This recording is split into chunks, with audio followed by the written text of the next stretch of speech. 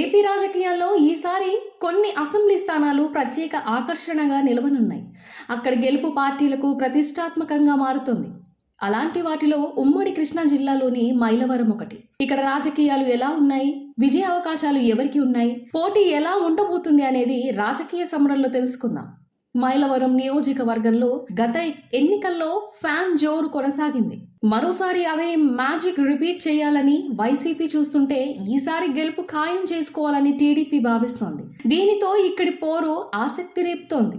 ఇక్కడ సుమారు 2,80,000 మంది ఓటర్లున్నారు. మైలవరం నియోజకవర్గం నుంచి తొలి ఎమ్మెల్యేగా బెల్లంకి విశ్వేశ్వరరావు పనిచేశారు. చనుమూలు వెంకట్రావు, నిమ్మగడ్డ సత్యనారాయణ, కోమటిరెడ్డి భాస్కర్ రావు, జస్ట్ రమేష్ బాబు, వడ్డే శోభనాధీశ్వరరావు, దేవినేని ఉమామహేశ్వరరావు ఇలా ఎంతో మంది ప్రముఖులు ఇక్కడి నుంచి గెలుపొందారు.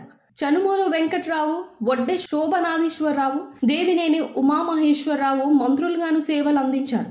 2019 ఎన్నికల్లో గెలిచి తొలిసారి తన ఖాతాలో వేసుకుంది వైసీపీ. టీడీపీ సీనియర్ నేత దేవినేని ఉమాపై వసంత కృష్ణ ప్రసాద్ ఎమ్మెల్యేగా గెలుపొందారు. 2019 ఎన్నికలకు ముందే వైసీపీలో చేరిన వసంత కృష్ణ ప్రసాద్ అప్పటికి మంత్రి దేవినేని ఉమాపై విజయం సాధించారు. కానీ వర్గ విభేదాలతో వచ్చే ఎన్నికల్లో ఆయనకు సీటు దొరుకుతుందో లేదో అనేది టెన్షన్ ఉంది.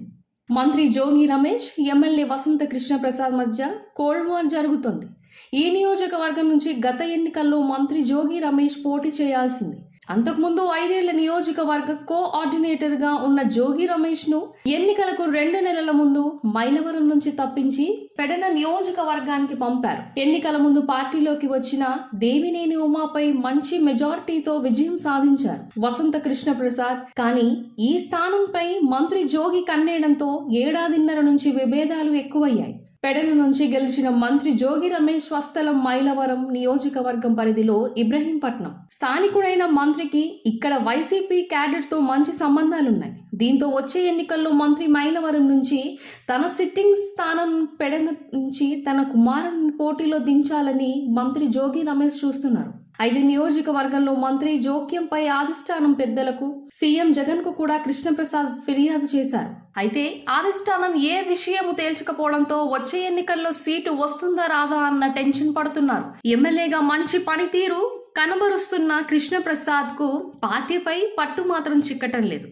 ఎమ్మెల్యే కొన్ని అభివృద్ధి కార్యక్రమాలు చేశారని లెక్కలు చెప్తున్నారు. కానీ పార్టీలో ఎదురవుతున్న సవాల్తో రాజకీయంగా ముందడుగు వేయలేకపోతున్నారు. ఇక అధికార పార్టీలో అత్యర్థం అలా కొనసాగుతుండగా ప్రతిపక్ష టీడీపీలోనూ వర్గపోరు కనిపిస్తోంది.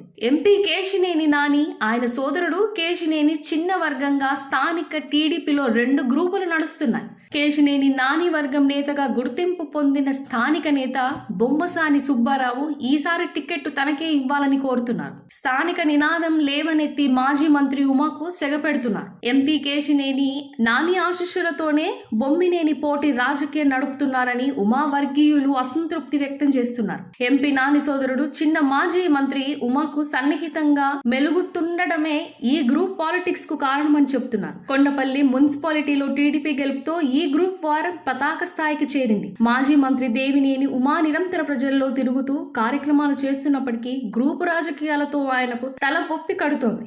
25 ఏళ్లుగా రాజకీయాల్లో ఉన్న సీనియర్ నేత దేవినేని ఉమాకి ప్రస్తుత జనరేషన్ తో గ్యాప్ ఏర్పడిందని, అందుకే ఈ ఇబ్బందులకు ఆయన అనుచరులు చెప్పుకొస్తున్నారని ఒకప్పుడు ఉమ్మడి జిల్లాని శాసించిన మాజీ మంత్రి ఉమా ఇప్పుడు తన సీటుకు పోటీ రావడం జీర్ణించుకోలేకపోతున్నారు. అనేక మంది నాయకులకు టికెట్లు ఇప్పించిన ఉమా ప్రస్తుతం అధినేత వద్ద నమ్మకాన్ని కోల్పోయారని ప్రచారం జరుగుతోంది. గతంలో టీడీపీ అధినేత ఆలోచనలకు తగ్గట్టు ఉమా నడుచుకున్నారని, ప్రస్తుతం గ్యాప్ కనిపిస్తుందంటూ ప్రతి ఎన్నికల పరిస్థితులను ఉన్నప్పటికీ టికెట్ మాత్రం ఉమాకి కన్ఫర్మ్ అని చెప్పవచ్చు. బొమ్మసాని సుబ్బారావు కూడా కేశినేని నాని ఆశీస్సులతో ఏమాత్రం పట్టు సడలకుండా గట్టి ప్రయత్నాలు చేస్తున్నారు. అధికార ప్రతిపక్షాల ఇలా గ్రూప్ వార్ నడుస్తుండగా చాప కింద నీరులా జనసేన కార్యక్రమాలు చేస్తున్నారు. ఆ పార్టీ ఇన్ఛార్జ్ అక్కల రామ్మోహన్ రావు ఈ నియోజకవర్గంలో జనసేన పార్టీ ప్రభావం భారీగా ఉంటుందని అంచనాలున్నాయి.